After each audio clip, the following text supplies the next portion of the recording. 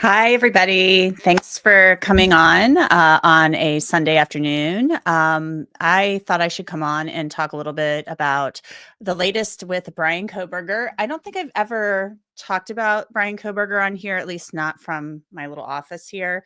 I have gone live from Idaho, but it's been a long time on Bryan Kohberger and the Idaho 4 murder case, which is one of the saddest and really most confounding cases I've ever covered.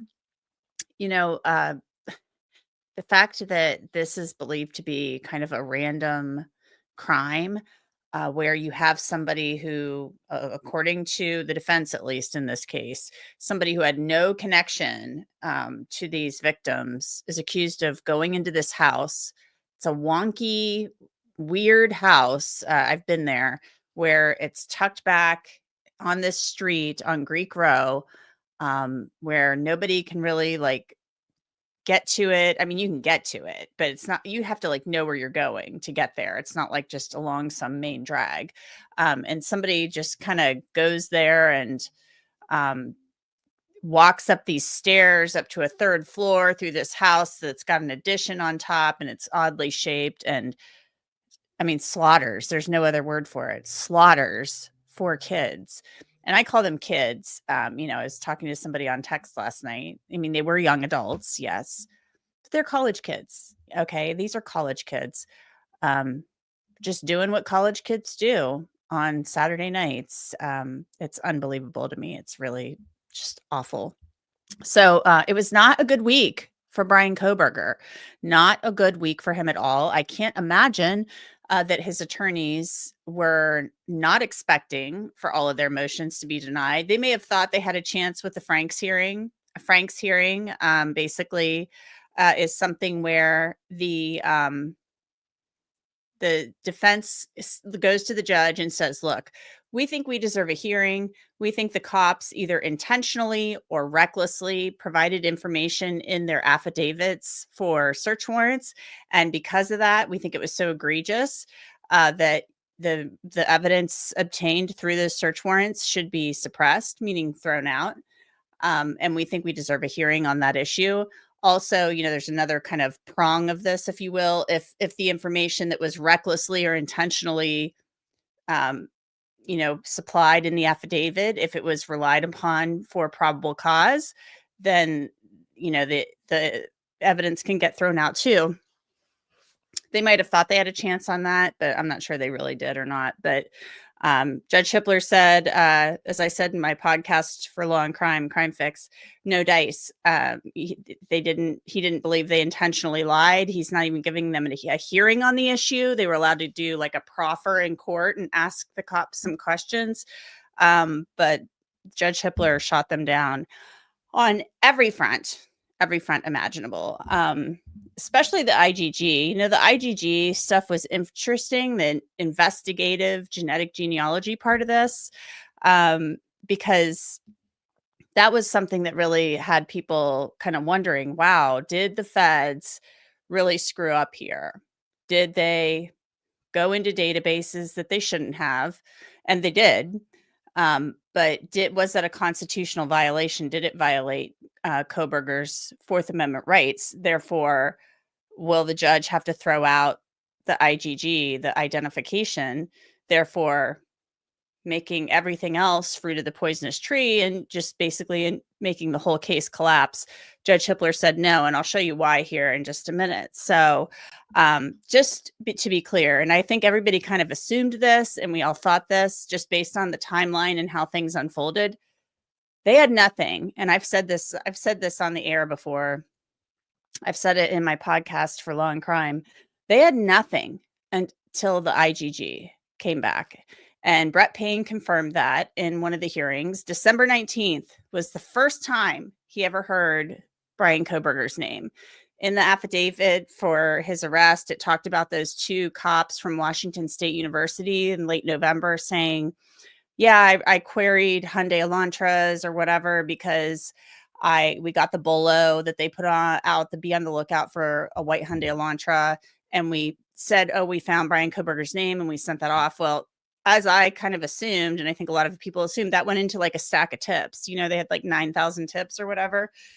They never looked at that. They had all this information coming in. Brett Payne said he was not on my radar until December 19th. So that's when they started looking at Bryan Kohberger. And I think it's pretty clear, if you look at everything, that that's what happened, because that's where they got the name Bryan Kohberger, from the feds. So how's everybody doing today? Can you guys hear me okay? I assume I would see in the comments if you couldn't, because I feel like every time I've logged on here before, sometimes I'm still getting kind of used to this software. Sometimes I get on here and everything's fine, and sometimes I get on here and it's not. So I assume everybody can hear me just fine. Audio is good. Okay, thanks, Webby. How's everybody doing? Okay, I assume everybody's doing okay. Okay, let's get to the IgG stuff first. I was going to start with Frank's, and now I'm like, well, I brought up the IgG. I should probably get to that, because that's really the big dog, if you would. That's how they identified Bryan Kohberger. You know, they had this single source DNA, this little bit of DNA on the snap of the knife sheath. And they said it was actually on the button. So I'm like, okay, on the button, is that on the little piece here? And I'm going to pull up a K-bar knife sheath for you. We'll go to Amazon, only because I don't know if they think he bought it on Amazon or not, but all they talk about is this Amazon search warrant. They talk a lot about that. They wanted that thrown out too. So here's the, I'm going to share my screen. Share screen, present, share screen. All right, guys, I'm sharing my Amazon screen. So they say it's on the button. So is the button that little thing right there where my cursor is? Is that, I guess I think of that as the snap, or is the button kind of underneath? Is it the underneath part? And this is actually not the right sheath. It's a USMC one, but whatever. Same thing, basically. So is it underneath? I think it's possible it's underneath on the button, but that does look like a button. So, because they say it's on the button. So right there. And guys, just look at this. My God. I mean, that knife is so big. I've been meaning to kind of buy one to use it as a prop. I don't know if you guys know Joseph Scott Morgan. He is a forensic death investigator. I'm sure you guys know him if you've watched true crime stuff. He has one, and I put together a special on Bryan Kohberger and the case and the kids. And I wanted to say their names really quickly, because their names get lost in this all of the time. Maddie Mogan, Kaylee Gonsalves, Ethan Chapin, and Xana Kernodle. You know, I put together a special over a year ago, just like marking 1 year from since his arrest. Yes, that's what JSM Melmac. JSM says it stands for Kill a Bear. And JSM, Joseph Scott Morgan, on that special, he like takes it out and holds it up. I mean, this thing is huge. It's literally huge.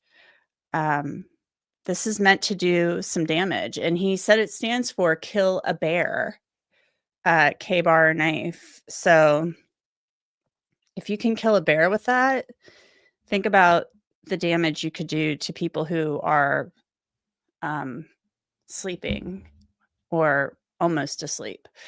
And talking about almost asleep, part of me is wondering, based on rereading some of these documents and then hearing the testimony at that hearing a couple of weeks ago for these motions, whether or not Kaylee was indeed asleep. I'm beginning to think that she was possibly either like kind of awake or awake and just intoxicated. I mean, they were all, I think they had all been out partying that night. There was a big football game. It's late. And Dylan had said, oh, shoot, I'm trying not to use her name. I'm so sorry. The surviving roommate, DM, she had said she heard who she thought was Kaylee Gonsalves and her dog at 4 a.m. saying, somebody's here, going down the stairs with the dog, Murphy, and back up the stairs. So 4 a.m., if you think about it in terms of that, let's say Keely was still awake, and that's the DoorDash driver potentially arriving. Maybe she's still awake in the bed with Maddie at some point, because it sounds like they believe that whoever did this, the killer, arrived around 4:06 or 7 maybe, and is in the house 4:07, 4:08. So if it's around 4 a.m. and she's up and down the stairs and the DoorDash is arriving at 4:02 or so, and Xana's getting her DoorDash, I almost feel like I should be writing like a timeline out, and maybe I will do that. Kaylee could have still been awake, and maybe that's why we've kind of heard that Kaylee may have fought, because she's in the bed. Maybe the killer is going up to target Maddie in some way and is surprised by Kaylee's presence there, and Kaylee's still awake. That's just kind of a new theory of mine. But anyway, let's get to this IGG. And if you have any questions, please put them in the chat. And also feel free to like and subscribe, because I really want to do more of these. And it'd be great to have more people. You agree with me, Webby, on my theory about Kaylee possibly still being awake? Because they were calling her boyfriend and stuff before that. It just seemed like the timeline was too tight for them to just be sound asleep. I mean, I know I can fall asleep pretty quickly, and I don't drink alcohol, and I can be laying in bed and just be like out really fast. And maybe that happened to them, but I don't know. All right, guys, let's get over to the IGG stuff. IGG, where are you? Sorry, guys, I have all these things pulled up, and now I've got to get over to the other screen. Ba-da-da.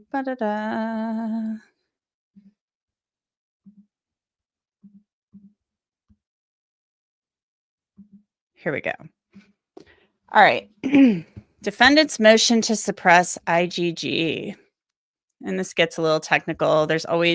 He talks about the standard. He gives an introduction. Judge Hippler does. Judge Hippler does not really put up with a lot of nonsense, or I don't know. He's a little bit sassy in a dry way. Sorry, I just need a little sip of water.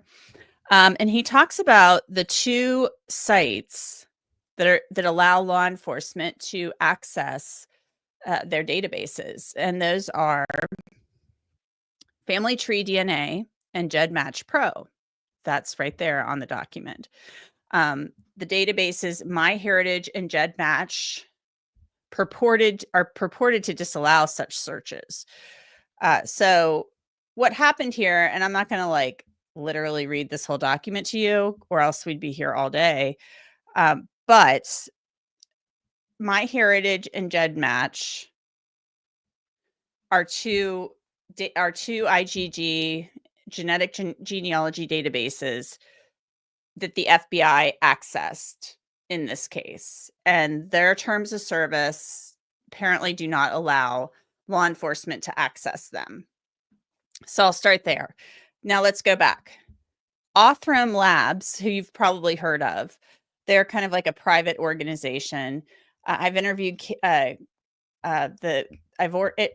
interviewed the founders, David Middleman and his wife.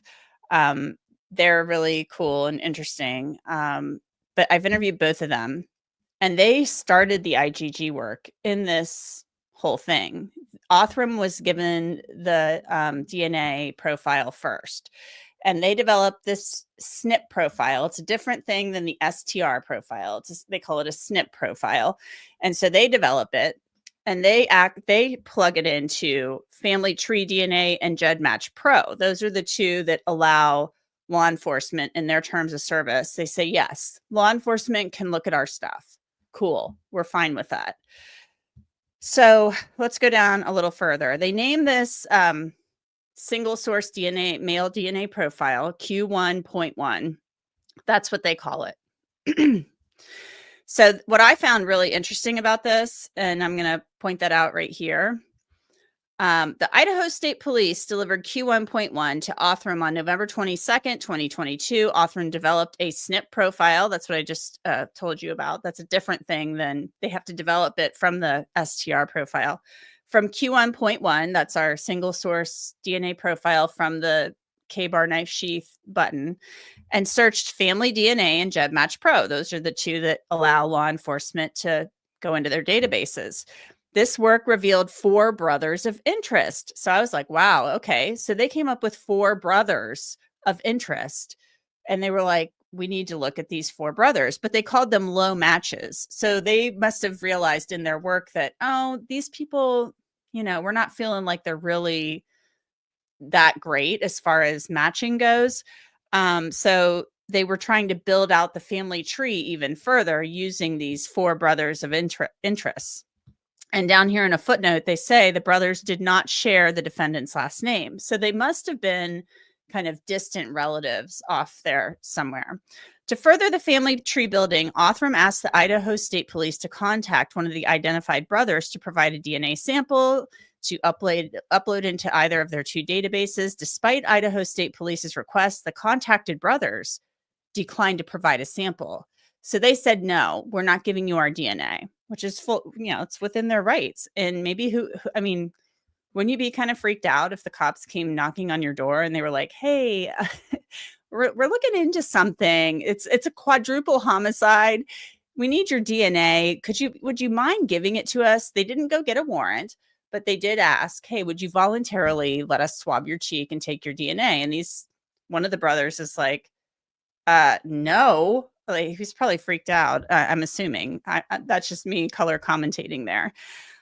So on December 10th, they all had a meeting. They confab about this. They're not getting where they need to go with this to identify a possible suspect. So this is from November 22nd to December 10th. So they're like, okay, we still have not identified a potential suspect. We need to get going on this. It's now X number of days later, 18, 19, 20 days later. So they decide, the FBI, we need them to do this. So they turn over everything to the FBI. And there's this interim policy that we've heard about in the hearings where they are basically told, the FBI agents are told, you need to just use the databases you're supposed to use. However, the judge references this interim policy. At the time, the FBI had an interim policy issued by the United States Department of Justice related to IgG analysis and searches by its agencies, Exhibit D19. On the one hand, the interim policy required that investigative agencies conduct IgG searches in genetic genealogy databases, permitting law enforcement use. So you read that and you're like, oh my God, they really screwed up. Big trouble. However, on the other hand, the interim policy also stated it was intended only as internal guidance and did not impose any legal restrictions on investigative agencies, noting the interim policy is not intended to, does not, and may not be relied upon to create any substantive or procedural rights or benefits enforceable at law or in equity by any party against the United States or its departments, agencies, entities, officers, employees, agents, or any other person in any matter, civil or criminal. The interim policy does not impose any legal limitations on otherwise lawful investigative or prosecutorial activities or techniques utilized by the Department of Justice, or limit the prerogatives, choices, or decisions available to or made by the department in its discretion. So from the information it acquired through the database searches, the FBI was able to build a family tree and arrive at a potential match. So on December 19th, the FBI provided defendant's name to Idaho law enforcement as a possible source of the DNA. The FBI instructed the identification of the defendant as a person of interest was to be considered solely as a tip. So there we have right there, basically, that the feds, their policy, their interim policy was supposed to be guidance. They said, look, we want you to follow this policy, but we're not handcuffing you here. We're not going to say, you can't do things as long as they're legal. So it wasn't breaking the law for them to go into like these other databases, MyHeritage and GEDmatch.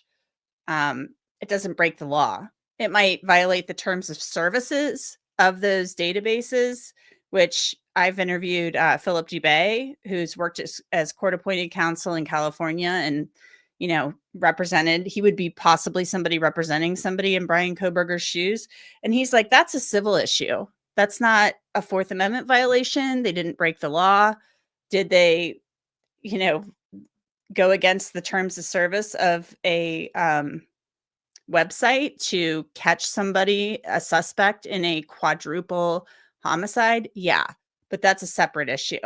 And it wasn't Bryan Kohberger's DNA uploaded into this database. It was somebody else. So they were able to build out the family tree somehow, building it out through his relatives. Somebody in his family had to have had their stuff up in there. And then they build the tree and they come up with his name. So pretty interesting. So the feds deliver this to Brett Payne, and they go start working on it from there. And they didn't talk about the IGG in their warrant applications and talk about it for probable cause because they took their tip, they call it a tip, like, hey, here's this guy's name. Go look into him. And so that's a tip. So they start digging around on December 19th, December 20th. They pull up his driver's license. Oh, bushy eyebrows. Oh, he drives a white Elantra. Okay. Then they start poking around a little more. They do some more digging. They see that those cops, those two Washington State University cops, they must have started going through their tips. I'm sure they were in like a computer database somehow. Maybe they put this guy's name in. Brett Payne, he calls up those cops and he's like, hey, did you query this guy's car on November, whatever, blah, blah, blah, when we pulled the bolo out? Yeah, we did. Okay. Thanks. So they start poking around a little more. Then they start surveilling him and they subpoena his court records, or sorry, not his court records. I apologize. They subpoena his AT&T phone records. So they start looking at his cell phone records. So they start kind of like getting all this stuff to build probable cause, and they start looking into him. So that's December 19th, they get his name. December 20th is really when they start kind of poking around and looking into this guy and trying to see like, okay, is this our guy? And it's just amazing to me because up until that point, they had nothing. They were still like, all they had was this DNA. They were hoping to identify him. They had Bryan Kohberger's name sitting in a pile of tips. And then all of a sudden, boom, the IGG comes through, and that's how they identify him as a possible suspect. So let's move on through there. And then, everything unfolds from there. And then they bust open the door on December 30th in the morning. We'll get to more of that later because it's pretty fascinating what the judge writes and outlines in that whole process. Let's see. So as the investigation ensued, they realized he'd driven from Pullman to his parents' home in PA. They know that he went that one way because there was a license plate reader hit. So a lot of people thought, oh, they were tailing him from late November. I've seen so many people say this online, and maybe, of course, maybe they thought that, oh, they were tailing him from late November to December, whenever, until they arrested him. They weren't. He left, Washington with his dad before the 19th. And so they weren't following him. Those traffic stops in Indiana, when the FBI said we didn't order those stops, like they were right. They just happened to be traffic stops conducted by, those sheriff's offices or whatever, because he was following too close. So it's crazy. they weren't following him. It's wild. It's really wild. A lot of people thought they were directing those traffic stops, and they did all of that, and they didn't. All right. So then we get to the trash pull. They go digging around in Bryan Kohberger's parents' trash because they can't just take that IgG identification and arrest him. They need more than that. So they're like, we need this guy's DNA, and they're not going to be able to go arrest him and then or just go up and knock on the door and say, hey, can we have your DNA so we can compare it to this? They're not going to do that. So they go digging around in the parents' trash. And typically when you put trash out on your curb, it's in your trash can and you're putting your trash out for it to be picked up. Game over. It's called an abandonment, and you've put it out for the trash and the cops can take it. So there's a waste ordinance in Monroe County that requires homeowners to dispose of their garbage by placing it out for collection or delivering it to a licensed waste hauler. Only an authorized trash collector could collect garbage left out for collection. So law enforcement decided to conduct a warrantless trash pull from the residents. Arrangements were made with the local trash collector to isolate and turn over the Kohberger's garbage to law enforcement for testing. So they decided not to go pick up the trash themselves. They decide to talk to the trash collector and say, hey, after you're done collecting this trash, will you give it to us? And apparently the trash collector said, yeah, that's fine. And so articles of trash were retrieved, sent to the Idaho State Police Lab. DNA profile developed from one article of trash was just determined to be from the biological father of the source of Q1.1. We already knew that from the probable cause affidavit. So they basically pull out something. It's Brian's dad's DNA, Michael Kohberger, and they're like, okay, that's enough. We've got enough to go arrest this guy.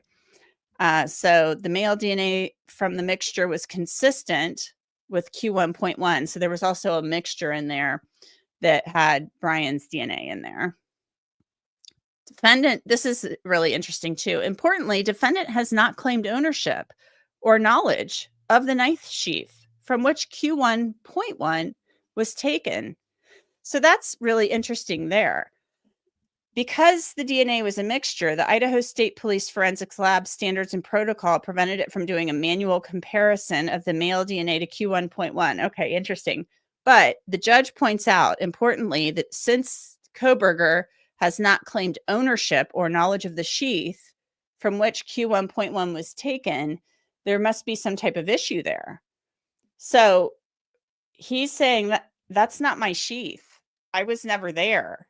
I don't own that thing. So it sounds like there might have been an issue had he said, yeah, that was my sheath. That was my sheath, but I didn't put it there. Then maybe there would have been an issue. I don't know. So after they arrest Bryan, they figure out that defendant was 5.37 octillion times more likely to be the source of the Q1.1 profile than any unrelated individual randomly selected from the population. So that's really bad for Bryan Kohberger. And so his attorneys are going to have to somehow in trial, everybody always says like, oh, well, we're the defense. All we have to do is sit there. We don't really have to prove anything. We don't have to do anything.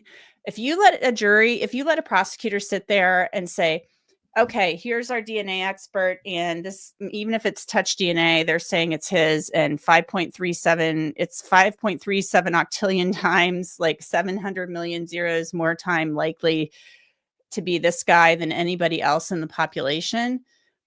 Your guy's toast. So he's toast. So what they've done is they've done like a switcheroo with the defense team. Jay Logston, this guy who worked for the Idaho Public Defender's Office, he's super sassy in all of his filings. It's kind of funny. He makes me chuckle when I read his stuff. He's no longer going to be trial counsel. They've now brought in this Bicca Barlow woman. She's a DNA expert from San Francisco, and she was one of their IgG experts. So now she's going to be one of these main trial attorneys. So they're like, okay, God, we got to really challenge this. I don't know how they're going to do it. I mean, unless they're going to say he I don't know, somehow his DNA ends up on there. And I want to play this soundbite from you for you guys. Ann Taylor, I was like, oh my God, Ann Taylor. No, you didn't just say that. Hold on. Okay, here, you guys, you got to listen to this. I hope you can hear this. I used this in Crime Fix the other day. When she said this, I was like, no, Anne, did you just really say that? I mean, maybe she has a point. I guess I'll have to wait for her argument at trial, but I was shocked when she said this. Listen to what she says and tell me what you think in the chat.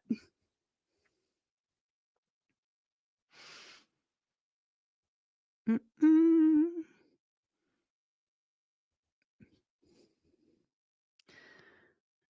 Sorry, guys, I'm trying to find it. I'm like, what did I do? Here we go. Just trying to switch to another. You guys got to hear this. I was shocked. I couldn't believe it when she said it.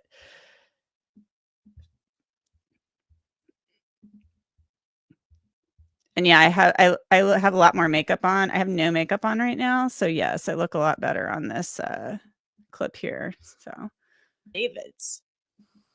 You know, the identification to this sheath that maybe seems like it would be really good. You don't really even know how that happened, and you don't know how it got there. This isn't like DNA in blood on the wall from Mr. Kohberger. That's not there. That doesn't exist in this scene. You're talking about an item that the question of how should be, especially when you know about the other male DNA in the house, and especially when you know about the lack of DNA connections.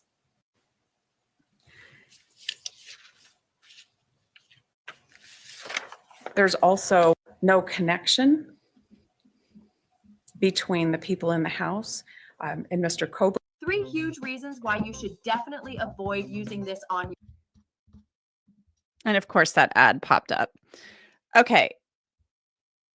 So anyway, I was like, okay, she's saying, okay, that sheath might sound really good at first, but really it's not. And there's a question of how it got there and how the DNA got there. So what are they suggesting? Are they just going to go into trial and say, well, we don't know how it got there. We don't know. We don't know how his DNA got on there. He doesn't know. He doesn't have a sheath. He doesn't own a K-bar knife. If the state comes in and says, heck yeah, he had a K-bar knife. We have purchase records. He did own a K-bar knife. Or I don't know. Are they going to, let's say that happens. And he's like, yeah, I had a K-bar knife, but I don't know where it went. Or, I had one. Like, what on earth? And so I don't know what she's going to say. And when she talks about these 2 other male DNA profiles in the house, one of them apparently was on a handrail. I think it was a little bit of blood on, and I don't know the quantity. I don't know if it was a lot or not. Handrail going up the steps from the first floor to the second floor. So when you enter the front door, and that's where one of the many flights of steps in that house. I need to get a diagram of that house because it's kind of a wonky house. So I remember doing an episode on this last year about the unknown male DNA.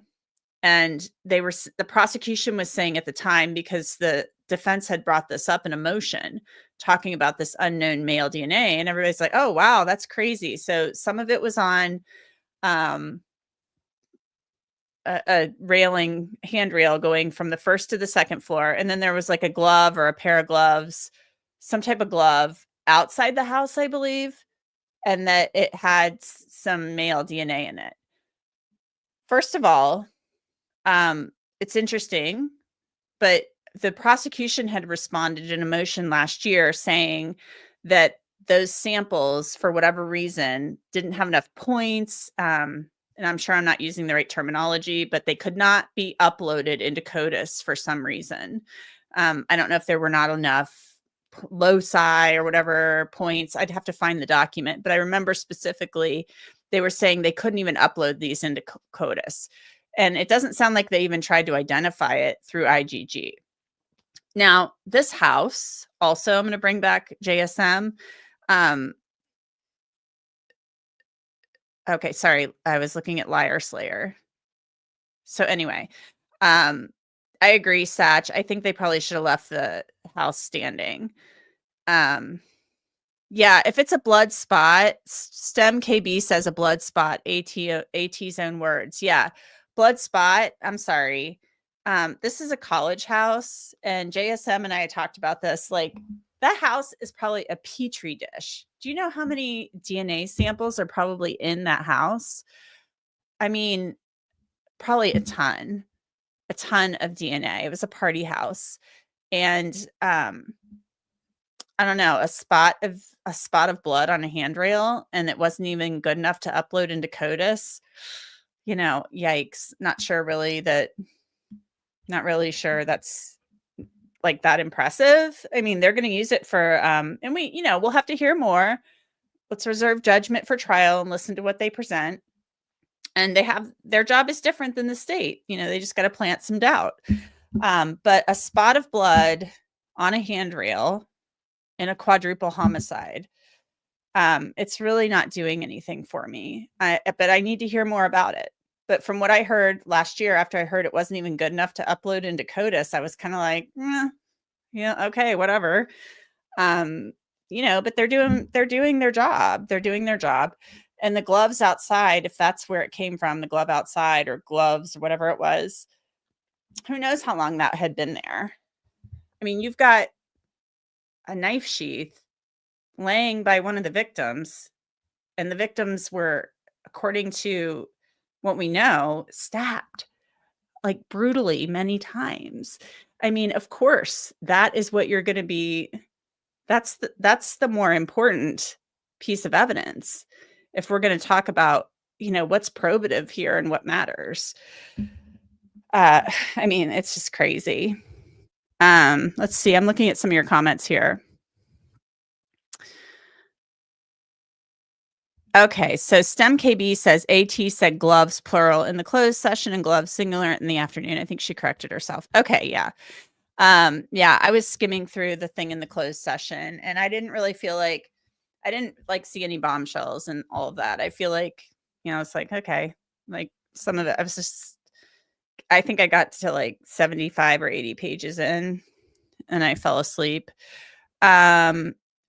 Was there any cleaning materials on the knife sheath? I don't think so. And they swabbed the entire sheath, is my understanding.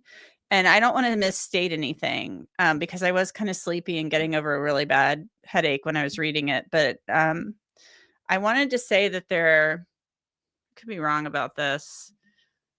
I don't want to misstate it. I don't know if there was any blood on the sheath or not, but I thought they said they swabbed it, the leather part too. But they were very careful when they were swabbing it because they wanted to make sure if there were fingerprints on the little snap that they didn't destroy any ridge detail. So they were careful about where they swabbed it. All right. So yeah, the IgG thing, once they lost that, it's like, okay, yikes, toast.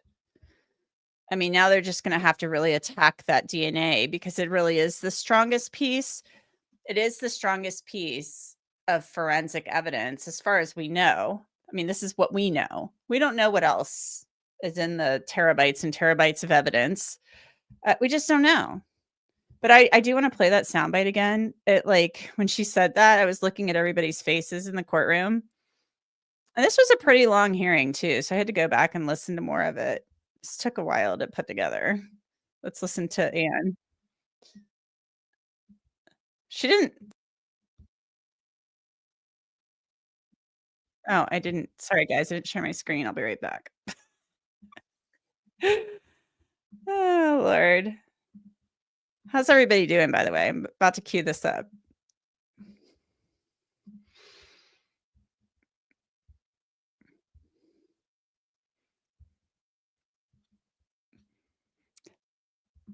Eric, I don't know if they're going with stargazing anymore. Police did not include in the affidavits. Here we go. You know, the identification to this sheath that maybe seems like it would be really good. You don't really even know how that happened. and you don't know how it got there, this isn't like DNA in blood on the wall from Mr. Kohberger. That's not there. That doesn't exist in this scene. You're talking about an item that the question of how should be, especially when you know about the other male DNA in the house, and especially when you know about the lack of DNA connections.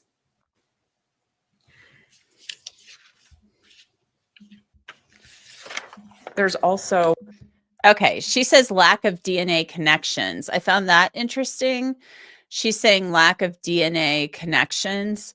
So I was like, oh, that's interesting, because I kind of wondered if there was a struggle and that, there was some reporting out there.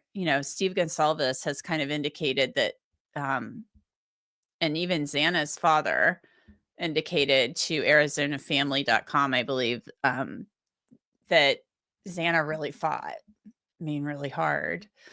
And that Kaylee's father indicated that she fought, that there was a struggle. So I always wondered, did they find other DNA in the house? It sounds like, according to Ann Taylor, no. She's saying there's no Bryan Kohberger DNA on the wall. That doesn't surprise me, though. And I don't know if there's DNA of other people mixed in there, but she's saying no other DNA connections. I thought that was pretty interesting.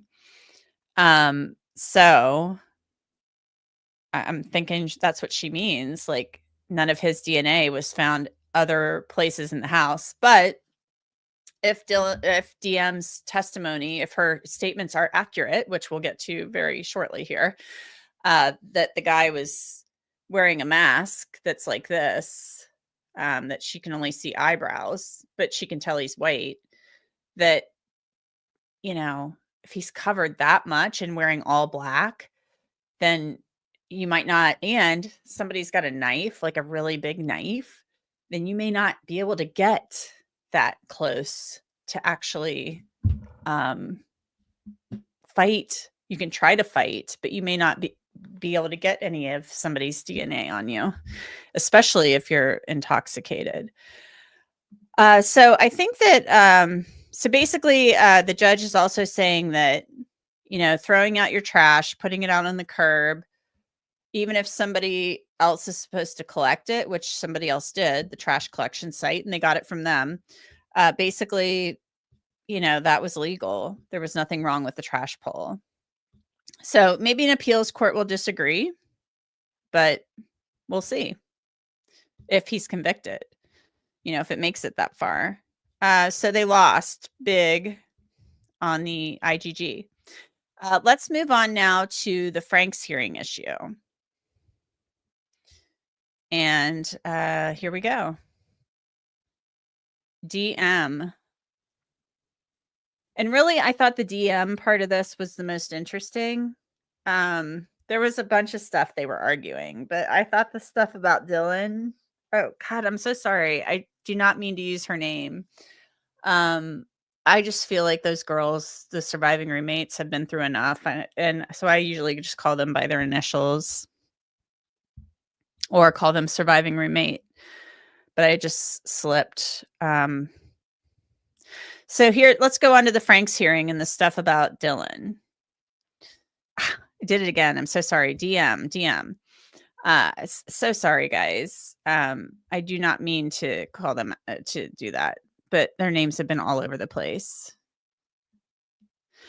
Yeah, Liar Slayer says the fact that he left his eyebrows uncovered shows he was still kind of careless. Yeah.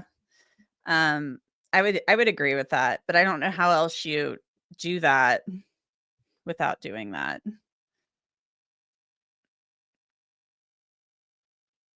I'm looking at your comments.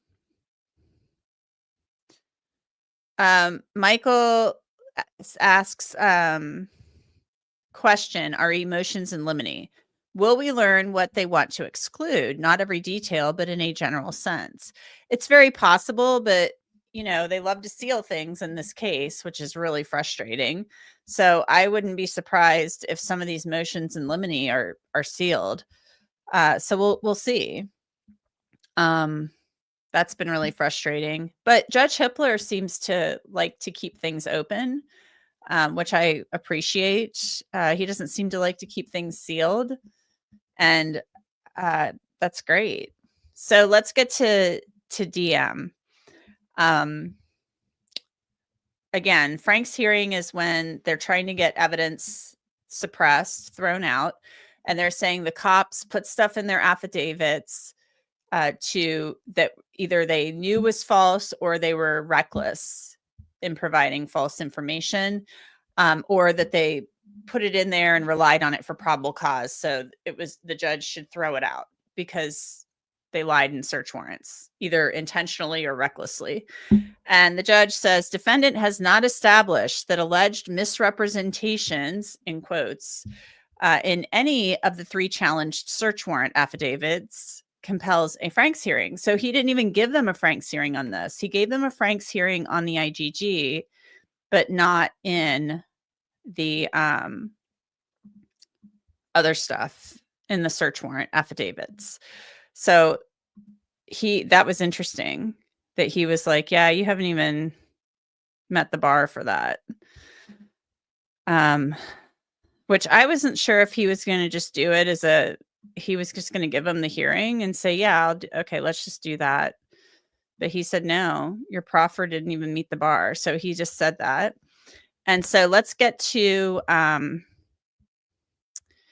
was another argument Ann Taylor said. She said that because these cops had a working probable cause affidavit, that they were using other cops' information, like Agent Balance, who did the cell phone work in the case for the FBI, that they're basically Brett Payne and Detective Mowry, they're using other people's work to build their probable cause affidavits. It's a working document.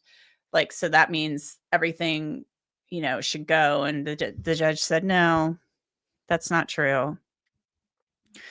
Letter B, defendant has not met his Franks burden on issue 310 eyewitness statements.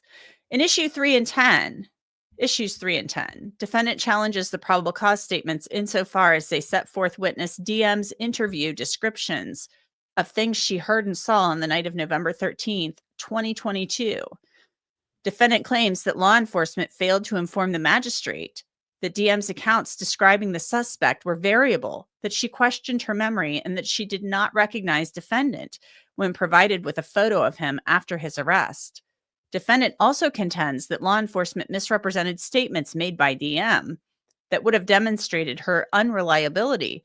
These alleged false statements and omissions, according to defendant, were exculpatory and material. Okay, so also, they're saying the defense is saying you have to provide information in your affidavits that might also help my guy, that might be exculpatory. And the judge is saying that they didn't not do that. So he cites some of the language in these search warrant affidavits that we haven't seen before. And one of them is interesting. We knew about the sound from the camera at 1112 King Road. That's right next door to the house. But I thought this was pretty interesting. And I actually have video of this house somewhere because I've been there a couple of times, more than a couple. But this is really interesting, guys. At approximately 4:17 a.m., a camera at 1112 King Road, and remember, if you've been following the case, at 4:12, they believe Xana is awake and on her TikTok because she had gotten her DoorDash at 4:02 or whatever. At approximately 4:17 a.m., a camera at 1112 King Road picked up audio of what sounded like a struggle coming from off camera. And that's the first time we've heard them say struggle. We heard them say in the past in the probable cause affidavit that there was a thud. The security camera is less than 50 feet from Kernodle's bedroom wall. The struggle lasted less than 1 minute, and unintelligible sounds can be heard on the camera. That is terrifying and sad and awful if that was indeed what that was, a struggle. We've never heard that before. We had heard that there was a thud, but they're saying there was a struggle and it lasted less than 1 minute. And that's what that sounds like. DM stated she opened her door for the third time after she heard the crying and saw a figure clad in black clothing and mask that covered the person's mouth and nose walking toward her. DM described the figure as 5'10" or taller, male, not very muscular, but athletically built with bushy eyebrows. The male walked past DM as she stood in a frozen shock phase. As the male walked towards the back sliding glass door, DM locked herself in her room after seeing the male.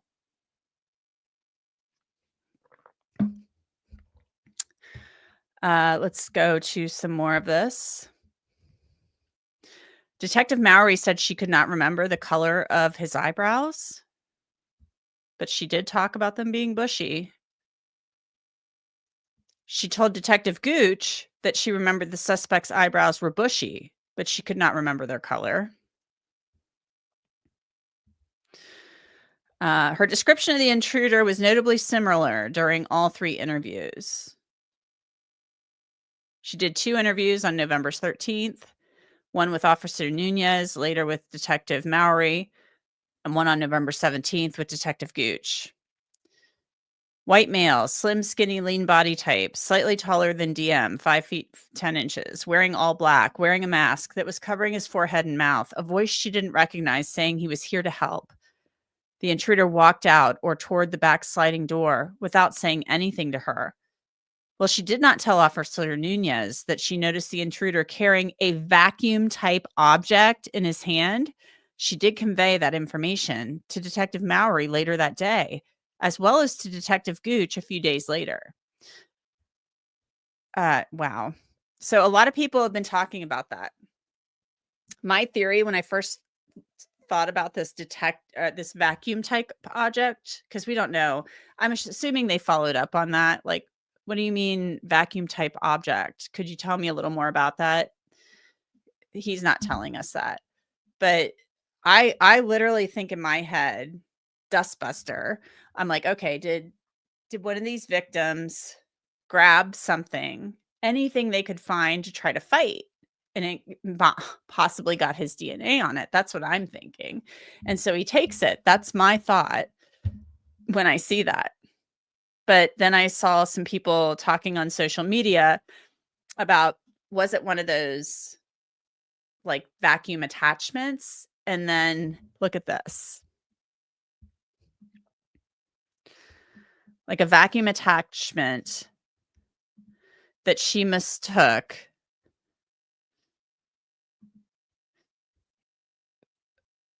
Let's see.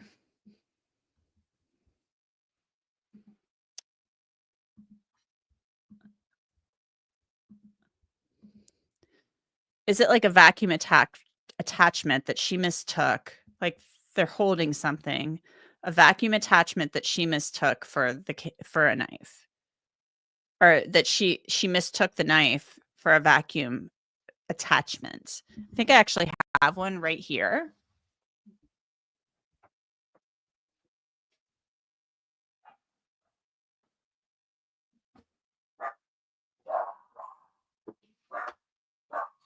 Okay, sorry, my dog was barking.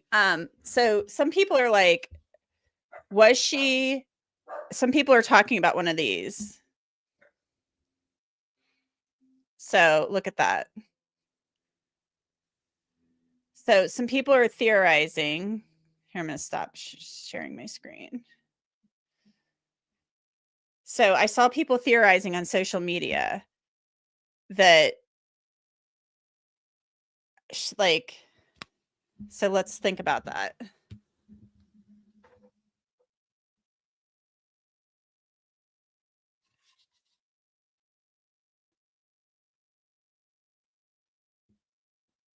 And now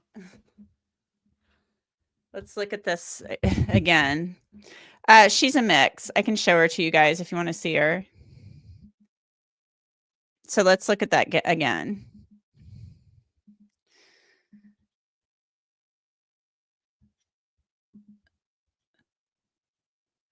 So look at that.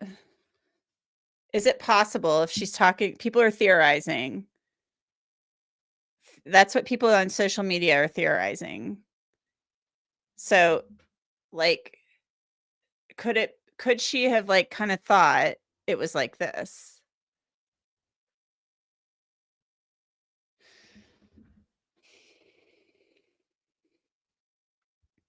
So yeah. So that's what I've seen people theorizing. Like, look at that, theorizing. But this doesn't, I mean, I think I've got a longer attachment. This just happened to be sitting in a closet right outside my office. Like, and but I think I've got a longer one. But I was thinking, like, the minute I read it, I was thinking to myself, oh, did one of the victims like grab? And I actually have something, it's not like a dust buster, but it's like a handheld thingy. And I was like, oh, did one of the victims try to fight back? And they just grabbed, like, boom, like they grabbed something that's sitting nearby. And then he's like, I got to take that because it might have my DNA on it. Whoever the killer is, you know. And so that was my thought. And then, but let's say it is in that they've got to take it because it's possibly got the DNA on it. But then I started seeing people talking about a vacuum attachment. And I'm like, okay, maybe that's it. That's good thinking on their part. And you're like a drunk college kid who's like hearing stuff and you're like, what is going on? And you look out and you just see a guy walking through your house with something. And you're like, you don't in any way think somebody is walking through your house with a knife. And this is what your brain comes up with. I don't know. So, anywho, let's get back to this. So, let's get back to the stuff on her statements. So that they're saying basically, yes, a crevice tool, Melmac. Thank you. Thank you for providing the words here. It is, Melmac is this is a crevice tool. Yes, it is. And most vacuums come with one of these. So yeah. Thank you for saying that because I'm at a loss for some words today, which doesn't happen very often. Where is my little, here it is, Frank's. All right, here we go. Anyway, so Judge Hippler, Mr. Dry Sass, I got to come up with a better name for him. More importantly, not only are DM's statements consistent with each other with regard to the intruder's description, they were accurately included by law enforcement in the Exhibit A's set forth above. There is not one statement in the affidavits regarding the intruder that cannot be tracked directly or traced rather directly to DM's words. Consequently, defendant has not demonstrated an intentional or reckless false statement or omission of a material exculpatory fact with regard to law enforcement's recounting of DM's description of the suspect. Defendant also asserts that Exhibit A watered down DM's statements about hearing Kaylee Gonsalves around the time of the homicides. This is what I was referencing much earlier. According to defendant, DM was unequivocal in her 3 interviews when she reported that at approximately 4 a.m., she heard Miss Gonsalves walk upstairs with her dog before running back downstairs saying someone's here. In draft Exhibit A, however, law enforcement represented that DM said she heard who she thought was Gonsalves say something to the effect of, "There's someone here." Defendant argues the addition of the word thought is false, and further, defendant surmises it was intentionally false to cover up the fact that DM was wrong about what she heard. Defendant points out that Miss Gonsalves was killed in the upstairs bedroom, where she was found the next morning. Thus, it could not have been her who DM heard running down the stairs at 4 a.m. Defendant contends that DM's misperception, had it not been covered up by law enforcement, would have cast doubt on her reliability and therefore probable cause. However, the statement challenged by the defendant can be read in only 2 ways. That DM said, "I think it was Miss Gonsalves," which is how defendant apparently reads it, and which he claims is inconsistent with DM's interview statements. Or number 2, that DM said she heard Miss Gonsalves, but law enforcement had reason to think it could have been someone else. When the statement is viewed in this context, the latter makes more sense. And then he quotes the affidavit where they wrote, a review of records obtained from a forensic download of Kernodle's phone showed this could have been Kernodle. This is what they said in the probable cause statement too, as her cellular phone indicated she was likely awake and using the TikTok app at approximately 4:12 a.m. Through this explanation, Payne and Blaker are effectively conveying to the magistrate why they believe DM's statement of who she heard was questionable. Thus, the court cannot conclude there is anything false or misleading in this regard. So I thought that was pretty interesting. But it doesn't mean that Kaylee wasn't awake. And then Ann Taylor had kind of, she had talked about this. She had talked at length about DM. She kind of went after her pretty hard in that hearing. So I was kind of like, wow, I guess this is a preview of where we're going at trial. So let's move on now to more of DM's stuff. There is no evidence law enforcement intentionally or recklessly omitted information bearing on DM's reliability or that such omissions were material to probable cause. And the judge says that defendant notes that DM qualified her interview statements on several occasions by questioning her memory of the event. She told Detective Mowry everything was kind of blurry, like I don't fully remember it, I would say. A few days later, she told Detective Gooch, again, I believe I was also very drunk. I don't know how much of this is real. Like, I don't know if my mind was like doing whatever. I don't know any of it.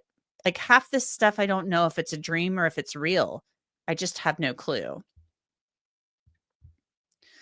So I'm sure she probably was questioning it. I mean, how could you not? I would think that would be incredibly traumatic. First of all, seeing somebody walking through your house and then waking up, and we still don't know what happened when she and the other roommate woke up, what they did, what they saw, why they called other people over instead of calling 911. You know, Liar Slayer says his motive is clear. He's got a couple clear motives. If it is BK, multiple reasons why BK would do this, I can think of. Please put your thoughts on that. Liar Slayer says Maddie was 1, Kaylee was 2, and she was woke. He dropped the sheath. Ethan was 3 and asleep. Xana woke up and tried to scream. That's really interesting. Because I always thought it was sort of like that too. There's some screen grab floating around on social media from a family member of Xana's saying she was attacked first. And I just don't believe, I mean, in my mind, that doesn't make sense. I guess the DNA would tell the story on that. But I always kind of felt that because of where Maddie's bedroom was located in the house, that going up to that room made that the target room, and because of where the sheath was left, because I'm not so sure I believe the sheath was left. I always kind of thought possibly the sheath was placed there because the potential motive was sexual assault, and then put the sheath down, but then don't realize there are 2 people there. And Kaylee is awake, potentially, or awakened, and then things happen. And then going down the steps, encounters Xana and Ethan.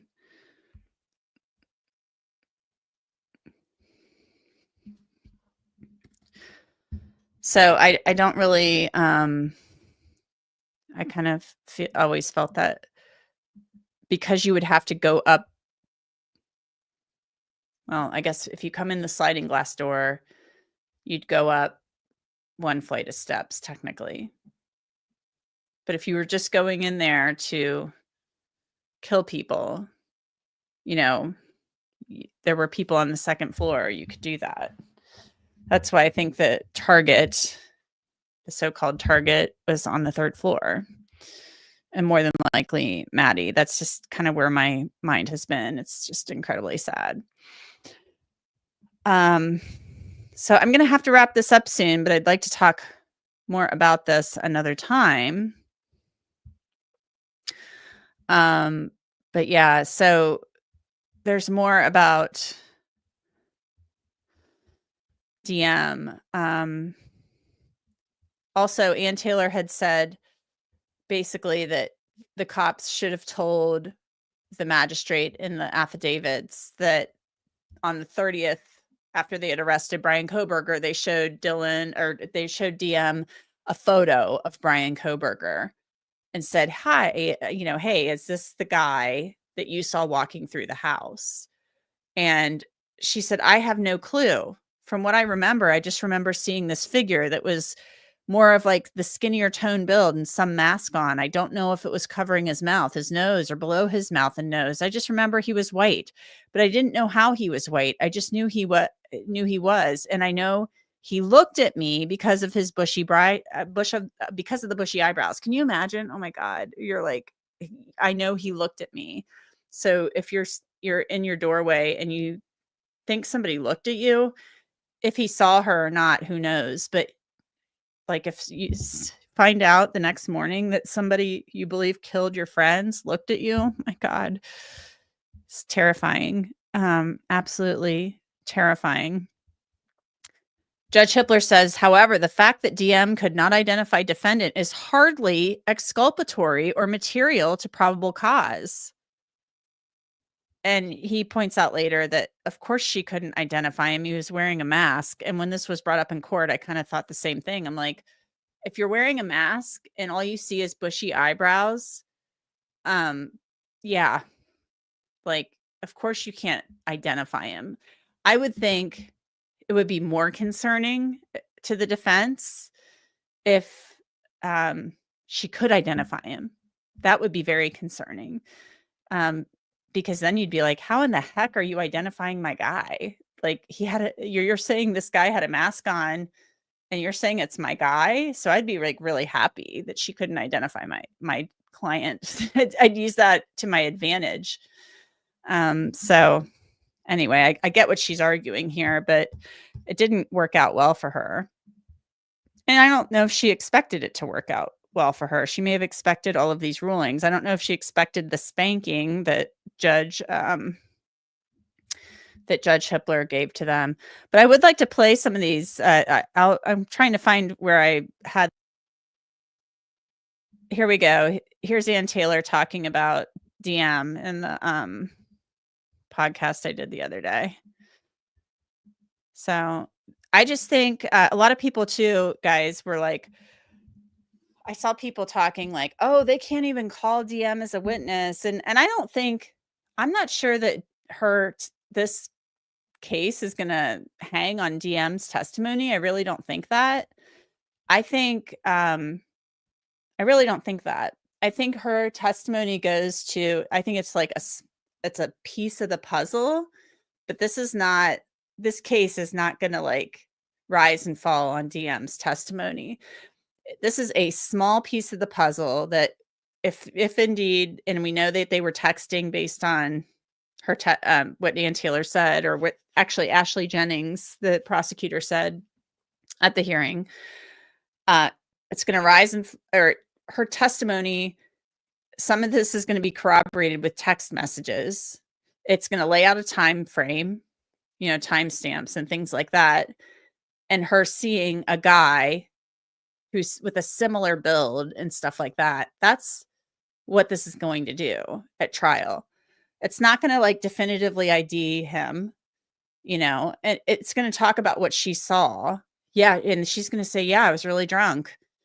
And then the defense is going to, I think, have to very gingerly cross-examine her, because this girl is going to be very sympathetic in front of a jury, I assume. So, especially after this jury sees like probably horrific crime scene photos of slaughtered college kids, um, yeah, you're going to have to be really careful as a defense attorney how you go after this girl.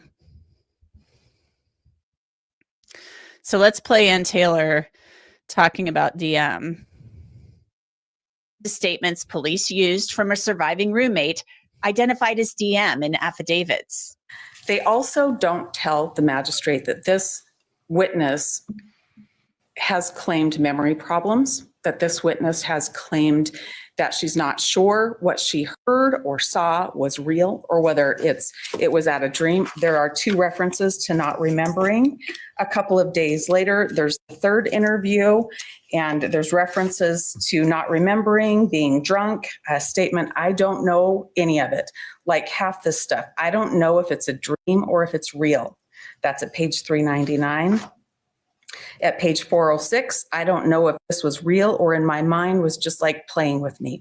But from what I think I heard, someone was crying in the bathroom. These are definite statements that were not given to the magistrate, and in fact were brushed over. And credibility is really, really important when that person is relied on in the investigation. A Franks hearing would be required if false or omitted information was necessary to a finding of probable cause. Judge Hippler found that. Okay, guys. So there you saw Ann Taylor talking about DM a little bit.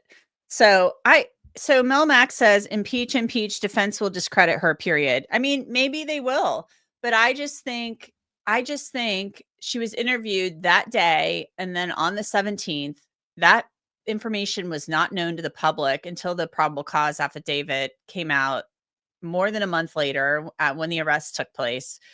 And there are text messages apparently between her and the other surviving roommate that potentially corroborate this. And it goes with the timeline. That's just why I don't think that this case is going to rise and fall on her. So maybe they will discredit her, and she's going to say, yeah, I wasn't sure, it was a blur, and I didn't know if it was a dream. And maybe the jury will discount, her description. Eyewitness testimony can be very unreliable anyway. We know that. But I'm just not so sure that anybody's going to I still think they have to be gentle with her. Her roommates were slaughtered, and I don't think they can really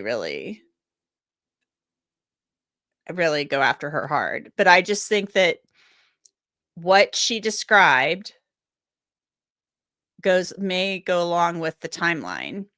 And if there are texts, which it sounds like there are, with timestamps, and she's saying to her other roommate, there's somebody here, and I'm hearing crying in the bathroom, and I'm hearing this, and she thinks she hears all of this. And then she sees some guy walking through, one guy, not three, one guy, not 2 others with 2 other unknown male DNA samples. So we, I think I don't know. It's just one piece of the puzzle. You've got DM's testimony as like one puzzle piece. You've got the knife sheath DNA, which they're going to have to go after that. That's how he was identified. That's the biggest piece of evidence. And maybe the defense brings the IGG into this case and says they didn't build out this tree enough. And, who knows what they do. But then they've got the cheek swab. So they've still got to attack that. How are you going to explain how your guy's DNA, even if it's touch DNA, and what we don't know the quantity, ended up on some knife sheath underneath a murder victim's leg next to her body? It's been described a few different ways in different documents. I'll be waiting. I'm waiting. And then the white car going around. So I'm waiting. I want to know. So we have more to talk about. I'm going to do this again, hopefully in the next couple of days, because I didn't get through everything, but I love doing this, and we'll talk again. Please like and subscribe and share this or do whatever. That'd be great. Put some stuff in the comments too if you have questions, and I'll go back and try to answer later. Let's see, other than whatever cell data, GPS, we don't know about the GPS. I'm wondering if there's GPS in that Hyundai Elantra and also GPS on his phone, even if the phone wasn't connecting to the cell tower. These phones have GPS in them these days, so I don't really know. Will be interesting to know what's on the GPS. So we're gonna talk more about this because there are a zillion things I can talk to you guys about. And I'm going to put more of a timeline together too. There's a lot to talk about. Lots and lots to talk about. So thanks, guys. Appreciate it. So have a great rest of your afternoon. Bye-bye.